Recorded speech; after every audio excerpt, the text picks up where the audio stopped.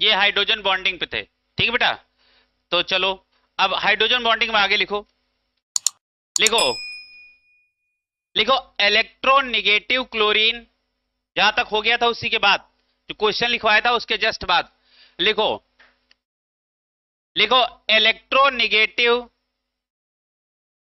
ऐसा करो इलेक्ट्रोनिगेटिविटी कर दो, लिखो electronegativity of chlorine, electronegativity of chlorine is almost equal to nitrogen, almost equal to nitrogen, but hydrogen bonding not possible in HCl। और आगे लिखो why, why क्वेश्चन मार्क, है ना। अब जैसे हमने देखो इलेक्ट्रोनिगेटिविटी को जो ऑर्डर हम पढ़ते हैं तो यही तो हम पढ़ते हैं, फोंकल ब्रेक, यही तो पढ़ते हैं फोंकल, और उसके बाद क्या पढ़ते हैं ब्रेक, और उसके बाद हाइड्रोजन। तो देखो नाइट्रोजन और क्लोरीन का की इलेक्ट्रोनिगेटिविटी लगभग बराबर होती है, मतलब लगभग बराबर होने का मतलब भी है कि कोई ना कोई थोड़ा ज्यादा होता होगा, समझ में आ रहा। जैसे कार्बन और हाइड्रोजन की इलेक्ट्रोनिगेटिविटी लगभग सेम है लेकिन थोड़ी सी ज्यादा किसकी है, कार्बन की, वैसे ही नाइट्रोजन और क्लोरीन की इलेक्ट्रोनिगेटिविटी लगभग सेम है लेकिन थोड़ी सी ज्यादा किसकी है, नाइट्रोजन की, है ना। तो नाइट्रोजन तो हाइड्रोजन बॉन्ड बनाता है बट क्लोरीन क्यों नहीं बनाता है, बताओ इसका जवाब क्या होना चाहिए, वाई क्यों, बताओ थोड़ा सा अपने मन विचार करो। हम तुमको कुछ कॉमन बातें बता देते हैं, क्लोरीन का चाहे जो सवाल हो आंसर दो ही होते हैं, और क्लोरीन के चाहे जो सवाल हो उसका मोस्टली एक ही जवाब होता है, size, due to large size of chlorine, है ना। तो नीचे लिखो, लिखो ड्यू टू, अब ऊपर क्वेश्चन हो गया नीचे लिखो आंसर इसी का, ये क्वेश्चन हो गया ऊपर वाला, नीचे इसी का आंसर लिखो, लिखो due to large size of chlorine, due to large size of chlorine, chlorine does not form hydrogen bond. कुछ समझ में आ गया, ये जरा लार्ज साइज को आप गोले में बंद कर लें। फिर इतना पढ़ाने के बाद फिर मैंने एक सवाल दिया, क्वेश्चन लिखो, लिखो बढ़िया लहराता हुआ क्वेश्चन लिखो, लिखो लिखो hydrogen bonding is possible in, hydrogen bonding possible in, पहला ऑप्शन लिखो number 1 solid HCl, number 2 HCl gas, ठीक, number 3 HCl liquid, number 4 HCl और ब्रैकेट में लिखो एक्वस।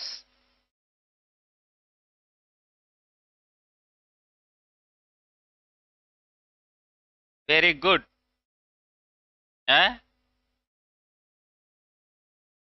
आज समझोगे, है कि नहीं, है कि नहीं। हर पीने वाली चीज शरबत नहीं होती, है कि नहीं। हाँ, तो आप कहोगे तो पानी भी लिक्विड है, अब लिक्विड कह दिया तो इसका मतलब ना जाने कौन सा लिक्विड, लेकिन यदि आपने एक्वस कह दिया तो कंफर्म हो गया पानी है, क्लियर है।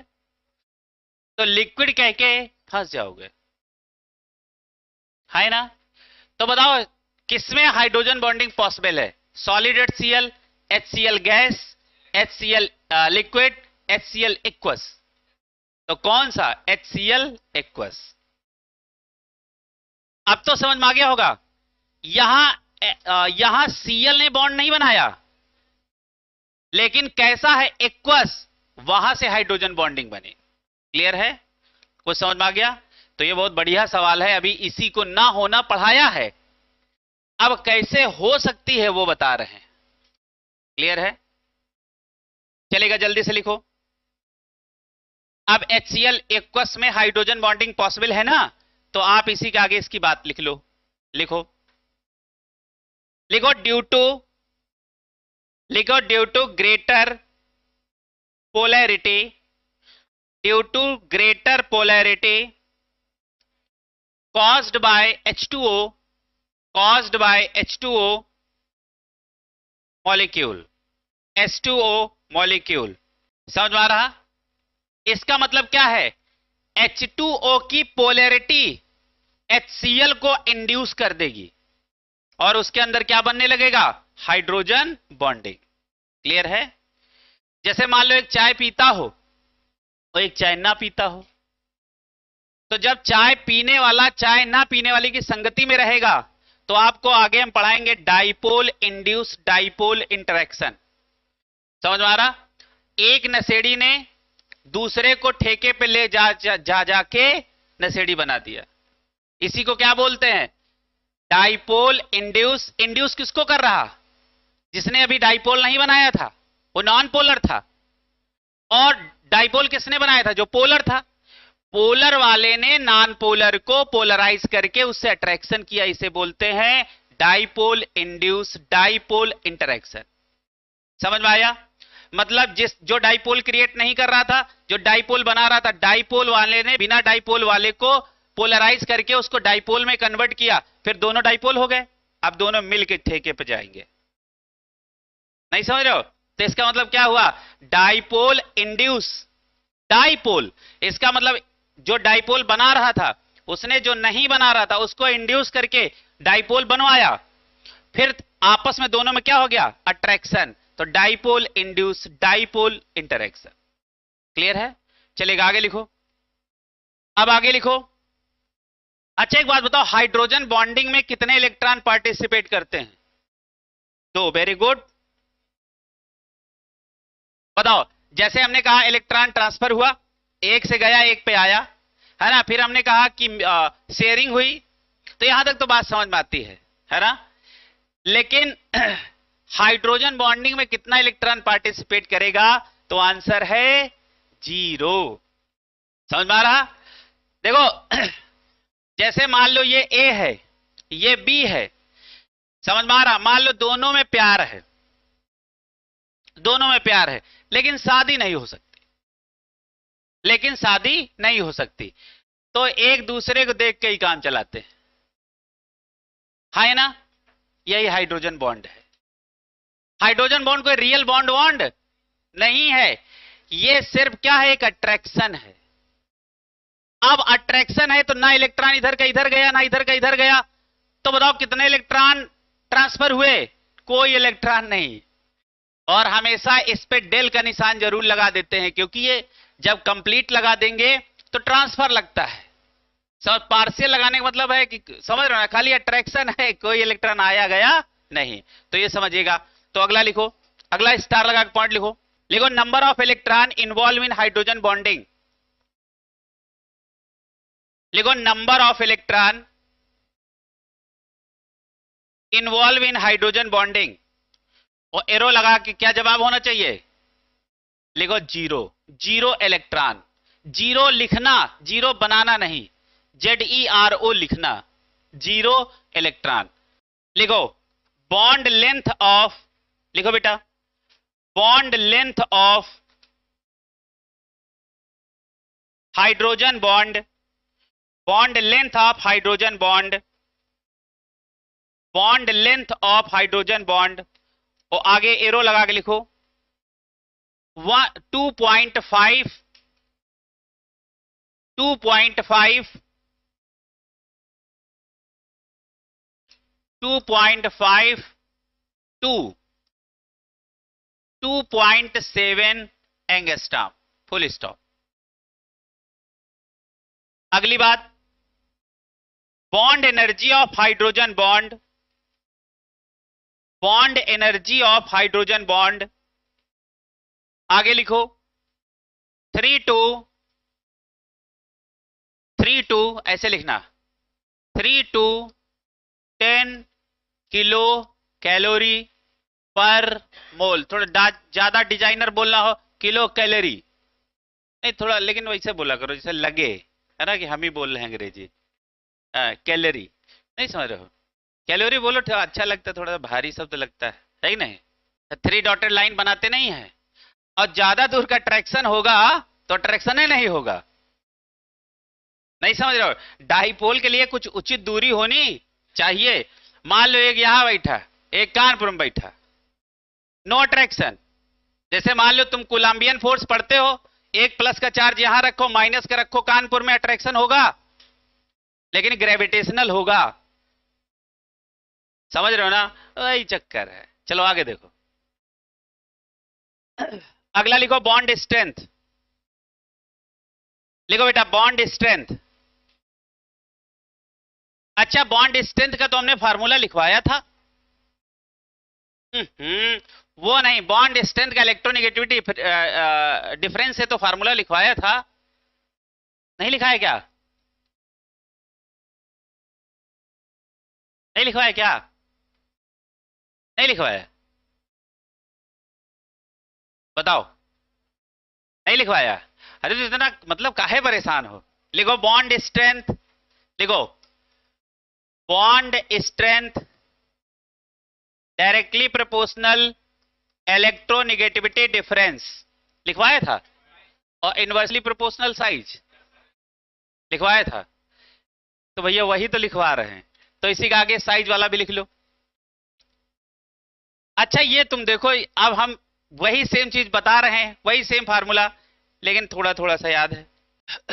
फिर हेडिंग डालो बॉन्ड स्ट्रेंथ, लिखो decreasing order of bond strength. अच्छा ये किसकी बॉन्ड स्ट्रेंथ मैं सिर्फ चेक कर रहा हूं, हाइड्रोजन की बॉन्ड का बॉन्ड स्ट्रेंथ, है ना, फोन का। तो सबसे ज्यादा बॉन्ड स्ट्रेंथ किसका होगा, किसका होगा? अच्छा मान लो हमने यहां बना लिया, चलो अच्छा ऐसे एच बना दे, कोई तकलीफ वाली बात नहीं है। उसके बाद किसका?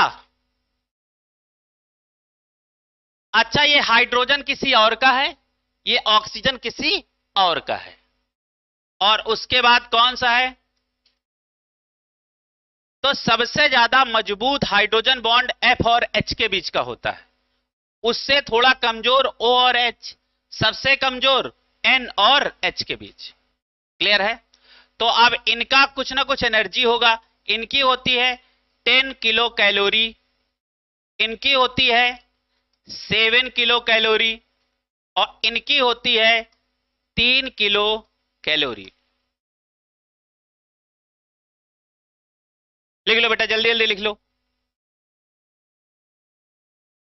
और इन पे जरूर ये निशान लगा सकते हो, ये वाले एक दिखा लो ऐसे, और ये डेल जरूर लगा देना, है ना। अगली हेडिंग डालो, 3 पॉइंट नोट करके लिखो, 3 सवाल आपसे पूछेगा।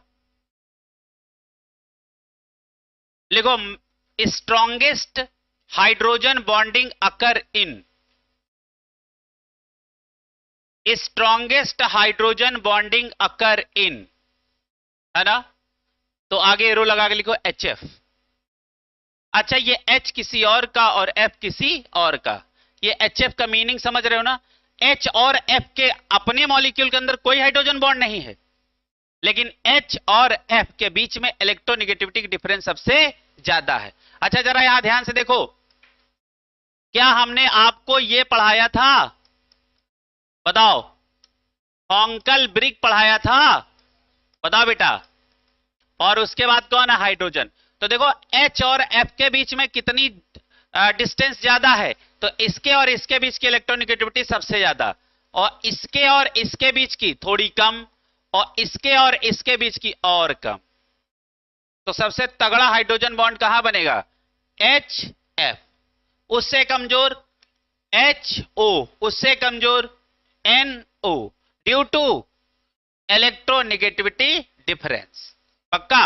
अच्छा तो फिर ये क्या है, ये इनको तोड़ने के लिए दी गई एनर्जी।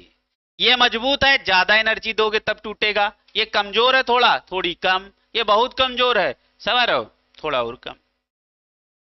भाषा समझ आई? क्लियर है?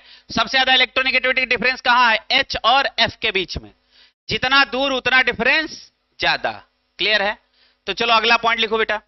लिखो स्ट्रॉन्गेस्ट हाइड्रोजन बॉन्डिंग अकर इन, आगे एरो लगा के लिखो एच एफ, है ना। दूसरा पॉइंट लिखो मैक्सिमम हाइड्रोजन बॉन्डिंग अकर इन, मैक्सिमम हाइड्रोजन बॉन्डिंग अकर इन, एरो लगा के लिखो H2O। तीसरी बात लिखो लीनियर पॉलीमराइजेशन अकर इन, लीनियर पॉलीमराइजेशन अकर इन,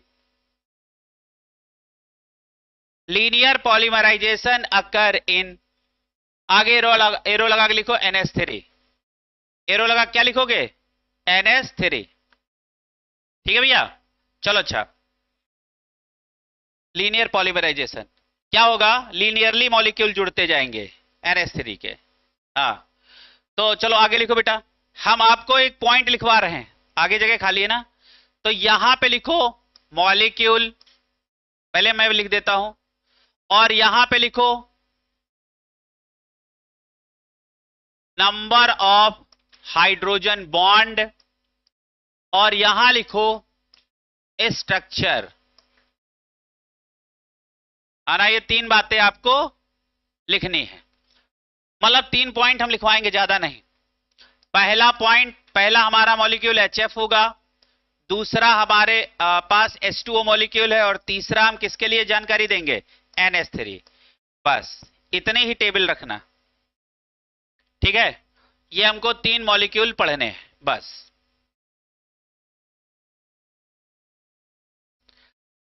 अच्छा बताओ, HF मैक्सिमम कितने हाइड्रोजन बॉन्ड बना सकता है?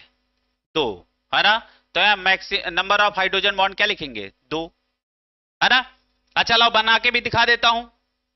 ये देखो बेटा क्या है? HF है, तो इधर एक हाइड्रोजन बॉन्डिंग बना सकता है, ये फ्लोरीन, यदि सामने वाले का क्या मिल जाए? H, और ये H इधर वाले किसी मॉलिक्यूल से बना सकता है, यदि उसका क्या मिल जाए? FON में से कुछ एक। तो बताओ एक HF मॉलिक्यूल कितने हाइड्रोजन बॉन्ड बना सकता है? 2, ये लिख दिया। अच्छा आप जरा ध्यान से देखो, ये मैं चाहूंगा कि बेटा इनको कहीं तीनों को बना लो। पहले मैं बनवा देता हूं, पहले बनवा देता हूं। HF को आपको कैसे देखना है? देखो ये HF है बेटा, ऐसे ऐसे एक हाइड्रोजन बॉन्डिंग, ऐसे ऐसे एक हाइड्रोजन बॉन्डिंग, तो एक HF कितने हाइड्रोजन बॉन्ड बना सकता है? 2। अब मुद्दे की बात है, दूसरा H2O, है ना। अब हाइड्रोजन बॉन्ड, ऑक्सीजन देखो, ऑक्सीजन ऐसे लगाएंगे बेटा, और एक हाइड्रोजन ऐसे लगाएंगे, एक हाइड्रोजन ऐसे लगाएंगे, है ना। वाटर मॉलिक्यूल के अंदर ये कौन सा बॉन्ड है? बताओ, ये है कोवैलेंट बॉन्ड। अच्छा ये कौन सा बॉन्ड है? बताओ बेटा, ये कोवैलेंट बॉन्ड है, और ये दोनों हाइड्रोजन बॉन्ड। अब वाटर मॉलिक्यूल के अंदर दो क्या हैं? Covalent bond, no hydrogen bond. लेकिन ये हाइड्रोजन बॉन्डिंग कितनी बना सकता है? अब जरा ध्यान से देखो। अच्छा ये हाइड्रोजन हाइड्रोजन बॉन्डिंग बना सकता कि नहीं? यदि सामने वाले मॉलिक्यूल का FON कुछ मिल जाए। अच्छा ये हाइड्रोजन एक हाइड्रोजन बॉन्ड बना सकता कि नहीं? ये सामने वाले मॉलिक्यूल का FON कुछ मिल जाए, और एक हाइड्रोजन बॉन्डिंग यहां से बनेगी, और एक हाइड्रोजन बॉन्डिंग यहां से बनेगी। तो बताओ एक वाटर मॉलिक्यूल कितने हाइड्रोजन बॉन्ड बना सकता है? बताओ बेटा, 4। पक्का? अच्छा NH3 देख लो, ये N है, ये H है, ये H है, ये H है। अच्छा ये हाइड्रोजन हाइड्रोजन बॉन्डिंग में पार्टिसिपेट करेगा, सामने वाले के पास FON मिल जाए, ये करेगा, ये करेगा, और जरा ध्यान से देखो इसके पास है लोन पेयर, एक इधर से भी करेगा। कितने हाइड्रोजन बॉन्ड पॉसिबल है? That is 4। अच्छा बताओ, आपको काउंट करना आ गया बेटा? काउंट करना सबको आ गया? आप चले वहीं पे टेबल पे चलें, एक बार जरा ध्यान से देख लो, सब लोग बना लो इसको। लेकिन हम आम बोलचाल की भाषा में जानते हो बोलते क्या है? कि वाटर मॉलिक्यूल में कितने हाइड्रोजन बॉन्ड होते हैं? सही जवाब क्या है? नो, 0, बिकॉज वाटर मॉलिक्यूल के अंदर जो दो बॉन्ड है ना वो कोवेलेंट हैं, लेकिन वाटर मॉलिक्यूल 4 हाइड्रोजन बॉन्ड दूसरे मॉलिक्यूलों से बना सकता है। जवाब ये है। तो ये कहानी सबको समझ में आ गया? ठीक है, चलो अच्छा आगे जरा ध्यान से देखो। अब यहां पे आ जाओ। अच्छा, नंबर ऑफ हाइड्रोजन बॉन्ड कितने? 2, यहां बताओ 4, यहां बताओ 4। ठीक है, अब यहां आगे लिखो स्ट्रक्चर। HF का स्ट्रक्चर कैसा होता है? जिग जैग, ये हम बनवा चुके हैं, है ना? लिखो जिग जैग। कैसा होता है? Zigzag. वाटर का स्ट्रक्चर बनाओ, लिखो open cage like. Open cage like. और NH3 के आगे लिखो लीनियर। कैसा होता है? Linear.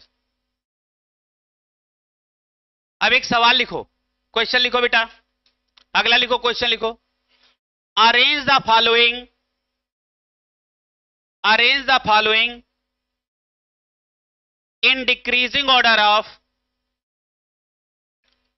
arrange the following in decreasing order of their boiling point, their boiling point। पहला मॉलिक्यूल है, लिखो नंबर 1 HF, नंबर 2 H2O और number 3 NH3। HF, H2O, NH3, ये 3 मॉलिक्यूलों का बॉइलिंग पॉइंट का डिक्रीजिंग ऑर्डर बताना है। जिस बॉन्ड की मजबूती बहुत ज्यादा हो, पक्का है उसको तोड़ने लिए बहुत टेम्परेचर देना पड़ेगा, इसका मतलब उसका बॉइलिंग पॉइंट कैसा होगा? हाई होगा बाकियों से। बस हमने देखो आपको क्लू दे दिया, बाकी आपके भरोसे। क्लू दे दिया कि आप कहां से बात को मैच करोगे। देखो जवाब आ गया है। जवाब में सबसे पहले आपका जवाब आया HF, उसके बाद आपका जवाब आया H2O और तीसरा जवाब ऑब्वियसली क्या होगा? NH3 होगा ही होगा। लेकिन यह जवाब पूरी तरीके से गलत है, यह जवाब पूरी तरीके से गलत है। थोड़ी तरीके से नहीं, पूरी तरीके से, है कि नहीं? हाँ, आप जरा ध्यान से देखो, ये कितने हाइड्रोजन बॉन्ड बनाएगा? 2। तो एक की बॉन्ड एनर्जी हमने कुछ दी थी, तो पहले वो 2 से मल्टीप्लाई होगा। क्लियर है? इसके ये कितने हाइड्रोजन बॉन्ड बना सकता है? 4। एक की दी थी एनर्जी, तो उसको 4 से मल्टीप्लाई करोगे। ये कितने बना सकता है? 4। एक की एनर्जी हमने दी थी, उसको 4 से मल्टीप्लाई करोगे तो आंसर बदल जाएगा। आए ना? क्लियर है? बढ़िया सवाल है, तो समझ में आया? अच्छा जरा ध्यान से देखो, ये पहले हम हटा देते हैं क्योंकि ये गलत जवाब है, हो सकता है कोई छाप ले। ये हटा दो, ये गलत है। आप सुनिएगा, बताओ HF के अंदर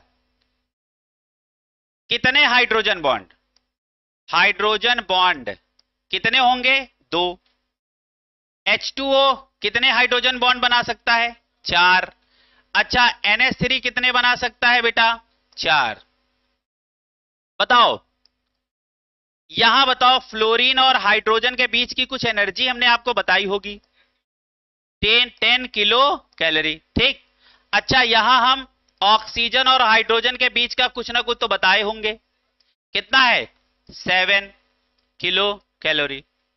अच्छा बताओ, नाइट्रोजन और हाइड्रोजन के बीच का कुछ बताया होगा, 3, है ना?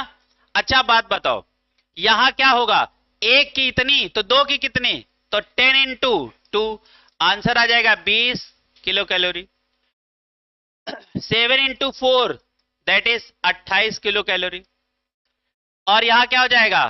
3 इंटू 4, नहीं, हाँ 3 और 4 12 किलो कैलोरी।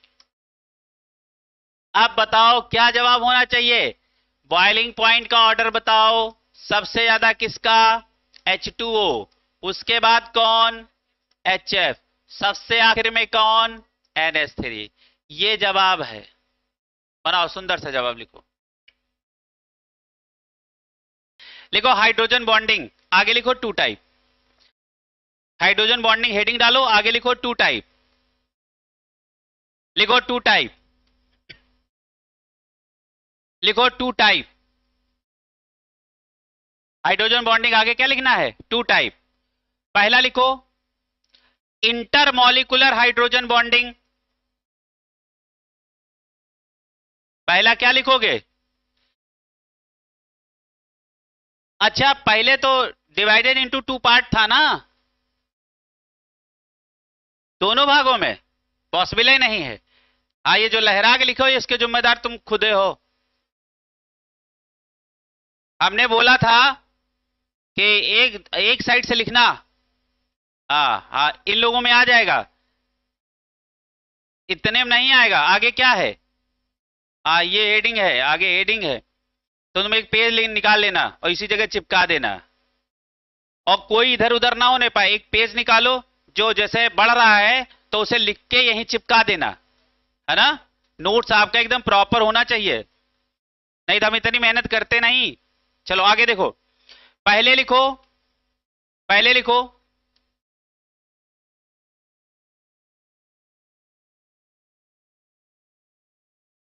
पहले लिखो इंटरमॉलिक्यूलर हाइड्रोजन बॉन्डिंग। पहला लिखो, पहला क्या लिखोगे? इंटर मॉलिक्यूलर हाइड्रोजन बॉन्डिंग, और दूसरा लिखोगे इंट्रा मॉलिक्यूलर हाइड्रोजन बॉन्डिंग।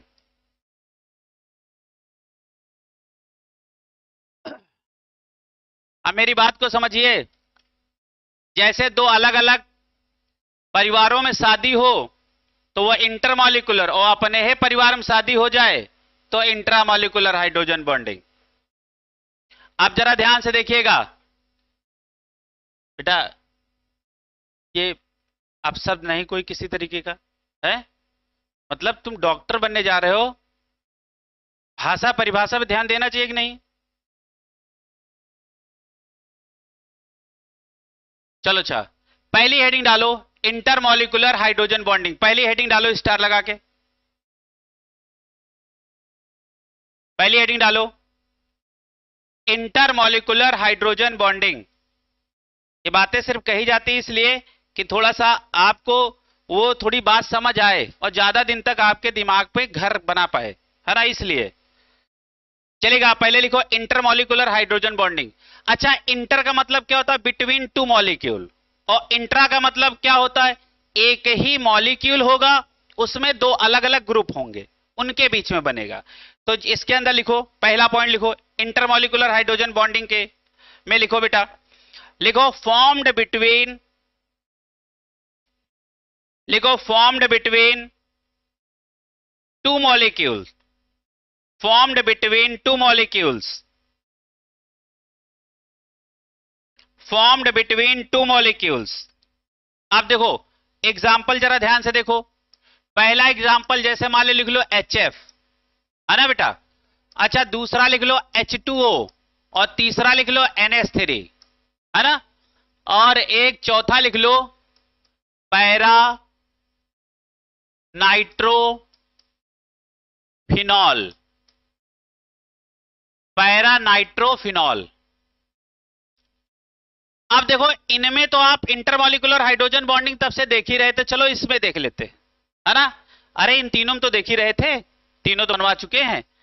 जैसे अब जरा, जैसे मान लो ये हमने HF बनाया बेटा, और यहां से तीन डॉटेड लाइन इधर, तीन डॉटेड लाइन इधर, तो एक मॉलिक्यूल ये है, और इधर कोई दूसरा मॉलिक्यूल होगा ना, तो उसके बीच में बनेगा हाइड्रोजन बॉन्ड। तो ये कौन सा हाइड्रोजन बॉन्ड बना रहा है? इंटरमॉलिक्यूलर। क्लियर है?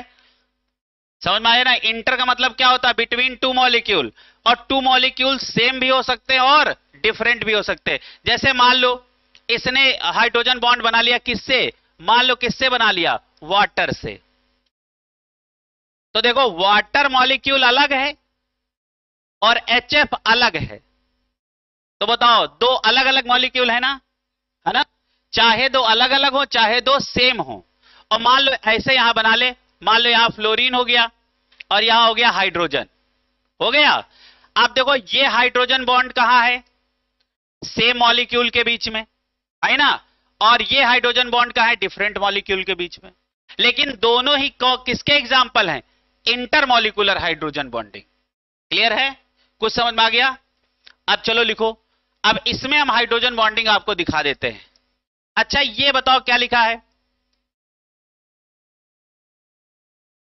ये हमने बना दिया, मान लो N double bond O coordinate bond O, और यहां पे हमने क्या लगा दिया OH। सबसे पहले तो आप पैरा नाइट्रोफिनॉल, ये क्या है फिनॉल, और इसी के रिस्पेक्ट में ये क्या है आर्थो, ये क्या है मेटा, ये क्या है पैरा, पैरा पे क्या लगा है NO2, तो अब क्या हो गया पैरा नाइट्रो और फिनॉल।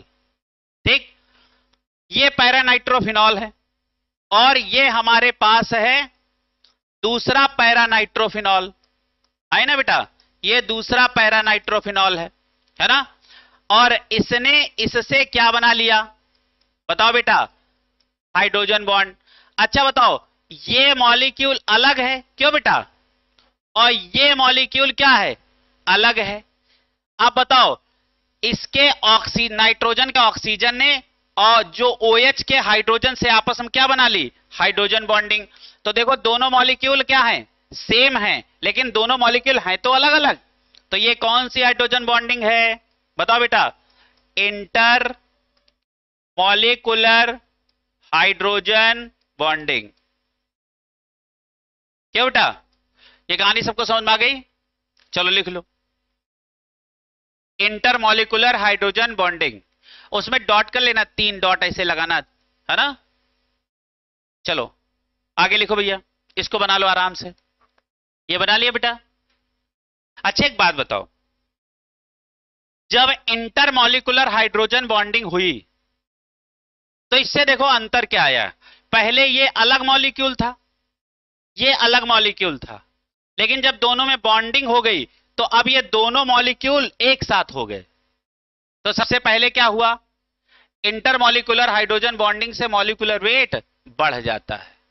ये समझ में आया, क्या हुआ पहला फायदा, इंटरमॉलिक्यूलर हाइड्रोजन बॉन्डिंग से मॉलिक्यूलर वेट बढ़ जाता है, मतलब जितने हाइड्रोजन बॉन्ड मॉलिक्यूल बना रहे हैं ना, सब एक ही मॉलिक्यूल हुए जा रहे हैं। पहले ये आर्थोनाइट्रोफिनॉल अलग था, वो अलग था, लेकिन जब हाइड्रोजन बॉन्डिंग बना लिए तो दोनों क्या हो गए, दोनों एक हो गए।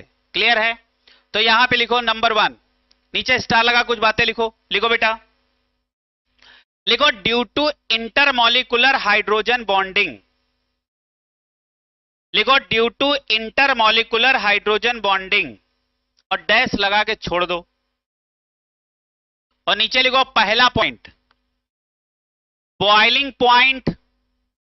क्या लिखना चाहिए, क्या लिखना चाहिए बताओ बेटा, due to inter molecular hydrogen bonding, पहला पॉइंट बॉइलिंग पॉइंट क्या लिखना चाहिए, इंक्रीजेस, सॉरी पहला मिल्ट मॉलिक्यूलर वेट इंक्रीजेस। अच्छा बताओ, अभी हम आपको हाइड्रोकार्बन नहीं पढ़ा रहे हैं, लेकिन उसके बावजूद भी आप एक जुगाड़ याद करो, BMS। क्या जुगाड़ याद करोगे, BMS। ये BMS का फुल फॉर्म क्या होता है, boiling point directly proportional molecular weight और directly proportional surface area, BMS। ये सारे डायरेक्टली प्रोपोर्शनल होते हैं, है ना। और सरफेस एरिया इक्वल टू क्या होता है, surface area inversely proportional number of branching. जिस मॉलिक्यूल में जितनी ज्यादा ब्रांचिंग होगी उसका सरफेस एरिया कम होगा, और जिस मॉलिक्यूल में ब्रांचिंग कम होगी उसका सरफेस एरिया क्या होगा, ज्यादा होगा। क्लियर है? तो जुगाड़ तुमको क्या लिखना, BMS लिख लो बेटा इसको। पन्ना खत्म हो जाए, तो उसका पेज खत्म हो जाए, तुरंत दूसरा पन्ना लेके कंटिन्यू हो जाओ, छोड़ा कुछ नहीं जाएगा।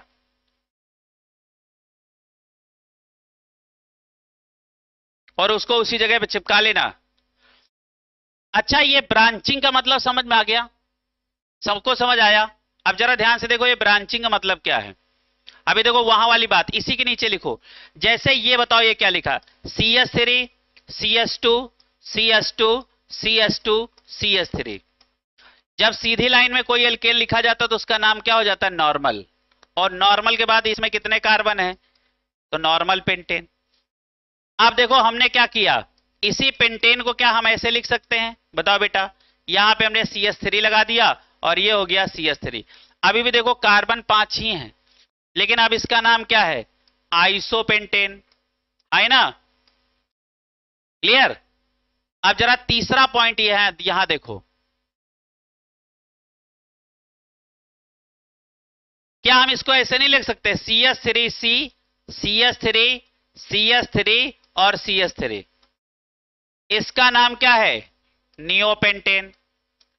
अच्छा देखो, पेंटेन का जनरल फार्मूला क्या होता, बताओ, C5H12।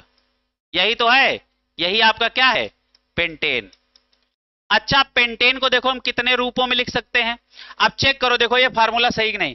कार्बन देखो 5 हैं, हाइड्रोजन गिनो, देखो 12 हैं, गिन लो, हैं? यहां देखो कार्बन कितने, 5 हैं, हाइड्रोजन गिनो 12 हैं, मतलब सही है। कार्बन देखो 5, हाइड्रोजन देखो 12, मतलब ये भी सही। अब एक बात बताओ, इसमें किसका सरफेस एरिया सबसे ज्यादा है, जिस पे ब्रांचिंग नहीं है तो सबसे ज्यादा सरफेस एरिया इसका है। क्लियर है? तो अब जरा ध्यान से देखिएगा, बताओ, ऐसे लिखना, सरफेस एरिया इनवर्सली प्रोपोर्शनल, क्या लिखोगे, ब्रांचिंग। ठीक है? अच्छा बताओ, ब्रांचिंग का किस सबसे ज्यादा किसमें, अच्छा इसमें बताओ ब्रांचिंग कितनी है, बताओ इसमें ब्रांचिंग कितनी है, इक्वल टू 0, है ना? अच्छा इसमें ब्रांचिंग बताओ कितनी है, वेरी गुड, ब्रांचिंग बताओ कितनी है, 1। ये देखो ब्रांच है, और इसको पेरेंट मान रहे हो तो 2 ब्रांच, और इसको पेरेंट मान रहे हो तब भी 2 ब्रांच। तो यहां पे बताओ ब्रांचिंग कितनी है, बताओ ब्रांचिंग कितनी है, 2। इतना समझ में आया, 1 2 3 समझ में आया? अब जिसमें ब्रांचिंग 0 उसका सरफेस एरिया क्या होगा, सबसे ज्यादा। क्लियर है? समझ में आ रहा? तो बताओ सरफेस एरिया किसका सबसे ज्यादा होगा, नॉर्मल पेंटेन का। क्यों बेटा, नॉर्मल पेंटेन के बाद बताओ बेटा आइसोपेंटेन, और आइसोपेंटेन के बाद किसका होगा, नियोपेंटेन। देखो हमें इतना डिटेल जाना नहीं चाहिए था, क्योंकि ये सब हाइड्रोकार्बन की बातें हैं, लेकिन हमने सोचा बात आ गई तो पढ़ ही लो। अच्छा बताओ, बॉइलिंग पॉइंट डायरेक्टली प्रोपोर्शनल क्या है, सरफेस एरिया। तो क्या बॉइलिंग पॉइंट का भी यही ऑर्डर होगा, ले गधा कमी नहीं है ना? यही सेम ऑर्डर होगा कि नहीं होगा, बस वो घर पे ले लेना। ये कहानी सबको समझ में आ गई? उसे में आगे कंटिन्यू करो। ये इतना जितना हमने पार्ट ये पढ़ाया है, ये सब एल्केन का पार्ट है, लेकिन आपको हमने बता दिया, तुम ही लोगों को पढ़ना है प्रभु, इसीलिए तो कनेक्ट नहीं कर पाते हो, वहां की बात वहीं पढ़ाई जाती है, हम इंटरकनेक्ट कर रहे हैं। यही बात जब हम एल्केन पढ़ाएंगे दोबारा यही सेम बात पढ़ाएंगे। आज कम से कम शुरुआत कर लो भैया। अच्छा बताओ, जिसके पास 5 ब्रांचिंग और जिसके पास 4 ब्रांचिंग, तो बताओ सरफेस एरिया किसका ज्यादा होगा, 4 वाली का कि 5 वाली का? अच्छा, ज्यादा किसका होगा, जिसमें ब्रांचिंग कम तो उसी का ज्यादा, मतलब 4, यही बोले थे, बिल्कुल सही। और 5 वाले क्या होगा, कम। अच्छा एक बात बताओ, इसका मतलब क्या हुआ, बीएमएस आपने पढ़ा, बीएमएस इनवर्सली प्रोपोर्शनल ब्रांचिंग लिख सकते हो कि नहीं, हाँ या ना? ब्रांचिंग ज्यादा, बॉइलिंग पॉइंट कम। आया कुछ समझ में? ब्रांचिंग कम, बॉइलिंग पॉइंट ज्यादा। बीएमएस के आगे लिख सकते हो direct inversely proportional branching. Branching का मतलब साइड चेन। चलो आगे इसको बनाओ, जल्दी से पढ़ो आगे। अच्छा यहां पे जगह छोड़े हो ना, due to intermolecular hydrogen bonding के पता लगे दूसरा पॉइंट 1 किलोमीटर दूर लिख रहे हो, बाद में समझे में नहीं आया कौन कहां का है, छोड़े हो ना। अगला पॉइंट लिखो, due to intermolecular hydrogen bonding molecular weight increases. अच्छा बताओ, मॉलिक्यूलर वेट इंक्रीज करेगा तो बॉइलिंग पॉइंट भी इंक्रीज करेगा, तो दूसरा लिखो बॉइलिंग पॉइंट इंक्रीजेस। अगला बताओ, अगली बात बताओ, जो हाइड्रोजन बॉन्डिंग है वही बातें लिखो। लिखो अगला बात लिखो। अच्छा सॉल्युबिलिटी इन वाटर कैसी होगी, इंक्रीज करेगी कि डिक्रीज करेगी? सॉल्युबिलिटी इन वाटर, तो इस पे स्टार लगा के लिख लो। तीसरी बात, सॉल्युबिलिटी इन वाटर, बताओ क्या लिखें? इंक्रीजेज, इस पे स्टार लगा लेना बेटा।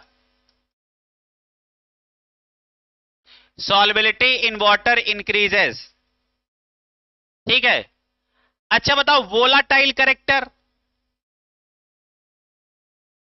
वोलाटाइल कैरेक्टर बताओ बेटा, डिक्रीजेज। उड़नशील की क्षमता, वोलाटाइल मतलब उड़नशील, उड़नशील कम होंगे। तो ये चार बातें आप याद रखना। और भैया ये स्टार लगवाया, ऐसा नहीं कि ये सही है बाकी तीन गलत है, सब सही है। स्टार लगाया मतलब इस पे ज्यादा सवाल बनते हैं। क्लियर है? अगली हेडिंग डालो बेटा, लिखो intramolecular hydrogen bonding. Intramolecular hydrogen bonding, intramolecular hydrogen bonding, intramolecular hydrogen bonding. और इसी का दूसरा नाम होता है बेटा, लिखो चिलेशन, CHELATION, चिलेशन, ठीक है। अच्छा बताओ इंट्रामॉलिक्यूलर हाइड्रोजन बॉन्डिंग कहां होगी? बताओ, एक ही मॉलिक्यूल के दो ग्रुप के बीच में, है ना। एक मॉलिक्यूल एक ही होगा लेकिन ग्रुप कैसे होंगे? दो, इनमें हाइड्रोजन बॉन्डिंग होगी।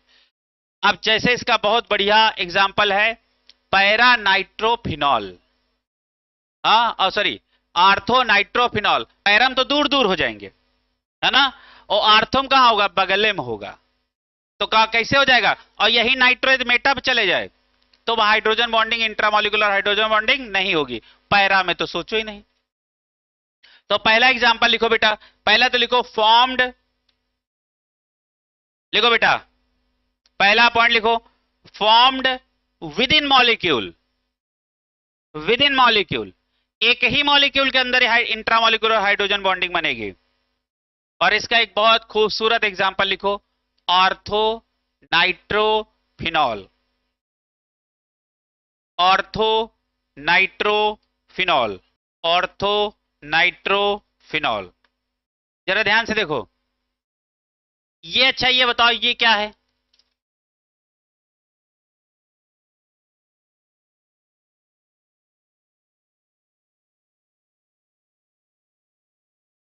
ये बताओ क्या है? ऑर्थो नाइट्रोफिनॉल, ये क्या है? ऑर्थो नाइट्रोफिनॉल, है ना। अब देखो इसका हाइड्रोजन और इसका ऑक्सीजन आपस में क्या बना डाले? ये क्या है? इंट्रा मॉलिक्यूलर हाइड्रोजन बॉन्डिंग, है ना, बनाओ। अच्छा देखो मॉलिक्यूल तो एक ही है ना, एक ही मॉलिक्यूल के दो ग्रुपों के बीच, समझ में आ रहा? कुछ समझ में आ रहा? तो ये कौन सी है? Intra molecular hydrogen bonding. अच्छा ये बताओ यहां क्या मॉलिक्यूलर मास बढ़ा? नहीं बढ़ा, जैसा था वैसा ही है ना। अच्छा, मॉलिक्यूलर वेट बढ़ा नहीं, तो बॉइलिंग पॉइंट के विषय में क्या क्या कहें, बढ़ाएं घटाएं कि सेम रखें, जैसा बताओ ऐसा करें, और क्या, तुम लोग भी तो जानकार हो। बढ़ेगा, वेरी गुड, और क्या है कि नहीं, कुछ तो कहना ही है। बढ़ेगा या तो घटेगा या सेम रहेगा, हाँ तीन बातें। तो लिखो, नीचे लिखो, स्टार लगा के लिखो, लिखो due to intramolecular hydrogen bonding, लिखो due to intramolecular hydrogen bonding, और डैश लगा के छोड़ो, बॉइलिंग पॉइंट, लिखो बॉइलिंग पॉइंट डिक्रीजेस। दूसरा लिखो, अच्छा बताओ सॉल्युबिलिटी के विषय में क्या ख्याल है। हाँ बताओ, डिक्रीजेज, कारण अच्छा बताओ। बीएमएस, तो बीएमएस तो कहीं लगी नहीं रहा। हाँ देखो, अच्छा सॉल्युबिलिटी कैसे होती थी, जब मॉलिक्यूल की हाइड्रोजन बॉन्डिंग फ्री होती थी तो वो पानी से हाइड्रोजन बॉन्ड बना लेता था और उसी में डिजोल्व हो जाया करता था। अब ये आपस में बॉन्डिंग बना डाले तो हाइड्रोजन बॉन्डिंग बनने के लिए फ्री साइट है ही नहीं। जैसे जो साइटें थी, इधर साइट क्या थी, हाइड्रोजन, और उधर का क्या था, ऑक्सीजन। ये हाइड्रोजन बॉन्ड किसी दूसरे मॉलिक्यूल से बना सकते थे, तो सॉल्युबिलिटी बढ़ गई होती है ना। लेकिन ये आपस में हाइड्रोजन बॉन्ड बना लिए तो इनकी साइटें तो फुल हो गई। अब ये हाइड्रोजन बॉन्डिंग पानी से तो बना नहीं पाएंगे, तो सॉल्युबिलिटी, तो नीचे लिखो, स्टार लगा के लिखो, लिखो इट डिक्रीजेस सॉल्युबिलिटी। इट मतलब समझ रहे हो ना, इंट्रामोलिकुलर हाइड्रोजन बॉन्डिंग, लिखो it decreases solubility as it form chelate. हमने आपको बोला था, दोनों देखो क्या है, ग्रुप आपस में चिपक गए। अब ये कैसा फॉर्म हो गया, देखो जब भी चिलेट का फॉर्मेशन हो तो रिंग फॉर्मेशन जरूर होगा, है ना। अच्छा बताओ, चिलेट का फॉर्मेशन हुआ तो देखो ये एक गोल गोल रिंग नहीं लग रही, अरे आपको हमने कोऑर्डिनेशन में पढ़ाया था, है ना, डेंसिटी -1 नंबर ऑफ रिंग्स, है ना। तो चलो आगे लिखो, क्या लिखा, क्या लिखा बेटा, it decreases solubility as it form chelate by hydrogen bonding, comma करके लिखो, so hydrogen is not free, hydrogen is not free for other molecule, for other molecule. तीसरी बात, बात समझ में आ गई, जैसे मान लो दो लोगों की शादी होनी थी, आपस में शादी हो गई, तो ये भी फुल हो गए, ये भी फुल हो गए, ना इनकी कहीं होगी ना इनकी कहीं होगी, बस वही मामला किसका है, हाइड्रोजन बॉन्डिंग का। क्लियर है, आगे लिखो भैया, लिखो इट कैन नॉट फॉर्म, बेटा लिखो it can not form hydrogen bond with water. बताओ ये बात सत्य है कि नहीं, it can not form hydrogen bond with water molecule, so it can not dissolve, so it can not dissolve. बढ़ता किसी, कैसे देखो, घट इसलिए रहा क्योंकि चिलेट का फॉर्मेशन किया, है ना। कोई यदि बॉन्डिंग फ्री होती, किसी के साथ बॉन्डिंग फ्री होती, है ना, यहां मॉलिक्यूल का मॉलिक्यूलर वेट से बॉइलिंग पॉइंट का लेना देना नहीं है, क्योंकि चिलेट का फॉर्मेशन हो गया, हाइड्रोजन बॉन्डिंग बढ़ गया, लेकिन मॉलिक्यूलर मास में तो फर्क नहीं पड़ा, हाइड्रोजन बॉन्ड आने से चिलेट बन गया। किसका, किसका बॉन्ड स्ट्रेंथ बढ़ा, नया बॉन्ड आ जाने से क्या होता है, एक नया बॉन्ड आने से नुकसान कितना हुआ, दो दो हाइड्रोजन बॉन्डिंग की जगह खराब हुई। एक बात कहने ध्यान दे रहे हो, चिलेट बना लिया, चिलेट बनाने से क्या हुआ, क्या हुआ, सरफेस एरिया बढ़ा, सरफेस एरिया बढ़ा, है नहीं, सरफेस एरिया घटा। समझ में आ गया, जैसे कोई ऐसे बाहें फैलाए हो और ऐसे कर ले, ऐसे सरफेस, ऐसे क्या था, सरफेस एरिया ज्यादा, अब हो गया सरफेस एरिया कम, बॉइलिंग पॉइंट भी हो गया कम। उसी को तुम बार बार बोल रहे, चिलेट चिलेट चिलेट, नहीं समझे, भाषा समझ में आ गई। तो चलो अगला लिखो, अगली बात लिखो इसी बात पे। अच्छा, वोलेटाइल कैरेक्टर बता दो। लास्ट पॉइंट लिखो, वोलेटाइल कैरेक्टर है। वोलेटाइल कैरेक्टर बताओ। इंक्रीजेस, क्योंकि वोलेटाइल कैरेक्टर और बॉइलिंग पॉइंट एक दूसरे का उल्टा होता है। कहीं लिख लो, volatile character inversely proportional boiling point, कहीं लिख लो, समझने के लिए लिख लो। पहले देखो हमने वोलेटाइल कैरेक्टर घटाया था क्योंकि बॉइलिंग पॉइंट बढ़ रहा था। अब यहां बॉइलिंग पॉइंट घट रहा है, इसलिए वोलेटाइल कैरेक्टर बढ़ेगा। अच्छा बताओ, सॉल्युबिलिटी इन वाटर घटा है ना इंट्रामोलिकुलर हाइड्रोजन बॉन्डिंग में, क्यों? क्योंकि वहां पे फ्री साइट हाइड्रोजन बॉन्ड की नहीं रह गई। अच्छा एक बात बताओ, जैसे इंट्रामोलिकुलर हाइड्रोजन बॉन्डिंग में चिलेट का फॉर्मेशन हुआ, रिंग का फॉर्मेशन हुआ। अरे चिलेट को रिंग ही समझ के समझा करो, कैसे समझो। तो क्या बताओ, जैसे चिलेट बना सरफेस एरिया क्या हो गया, कम, बॉइलिंग पॉइंट हो गया कम। क्लियर है? और बॉइलिंग पॉइंट हो गया कम तो वोलेटाइल कैरेक्टर हो गया ज्यादा। क्लियर है? चलो आगे, अगली बात इसी बात पे। अब अगली हेडिंग डालो बेटा, एक स्टार लगा के। अब दोनों बातें खत्म, अब कुछ स्टार लगा के बातें लिखो। लिखो ड्यू टू, और इस पे इंपॉर्टेंट लिख लेना, कई बार ये सवाल आया है। लिखो बेटा, due to intramolecular hydrogen bonding orthonitrophenol, orthonitrophenol, orthonitrophenol is steam volatile, steam volatile, hence purified by steam distillation। ये जरा स्टीम डिस्टिलेशन को अंडरलाइन कर लो, स्टीम डिस्टिलेशन। ये आपका, जहां पे हमने आपको स्टीमेशन, डिटेक्शन और प्योरिफिकेशन पढ़ाया था, ये वहां का सवाल है। हाँ, है ना? तो अगला अगला क्वेश्चन लिखो और जवाब देना, जवाब देना। क्वेश्चन लिखो 1:1, लिखो, ऐसे लिखना, ऐसे लिखना, अ क्वेश्चन 1:1, लिखो अ 1:1 mixture of, a 1:1 mixture of orthonitrophenol, orthonitrophenol and paranitrophenol is separated by option number 1 destructive distillation, destructive distillation, number 2 fractional distillation, number 3 steam distillation, number 4 vacuum distillation. तो कौन सा जवाब सही है? Steam distillation. ये बातें हमने कहां पढ़ाई थी? जब आपको हमने एस्टिमेशन, डिटेक्शन और प्योरिफिकेशन पढ़ाया था। क्वेश्चन अगला लिखो, अगला क्वेश्चन।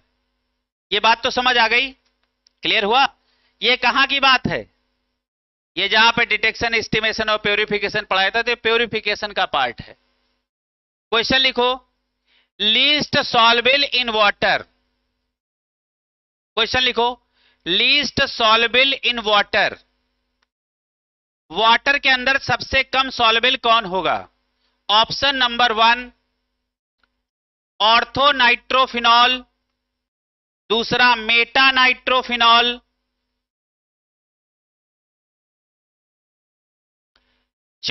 तीसरा पैरानाइट्रोफिनॉल, आर्थो मेटा पैरा, और चौथा लिखो all are equally soluble, all are equally soluble. जवाब कौन होगा? आर्थोनाइट्रोफिनॉल। क्लियर है? जब आपस में ही हाइड्रोजन बॉन्डिंग कर ली तो ये किसी दूसरे से हाइड्रोजन बॉन्ड कर नहीं पाएंगे, तो इनकी सॉल्युबिलिटी क्या हो जाएगी, ये पानी के अंदर लीस्ट सॉल्युबल होंगे। तो जवाब कौन सा होगा, लिखो ऑर्थो नाइट्रोफिनॉल। उसी के आगे लिख लेना due to intramolecular hydrogen bonding. इसका कारण क्या है,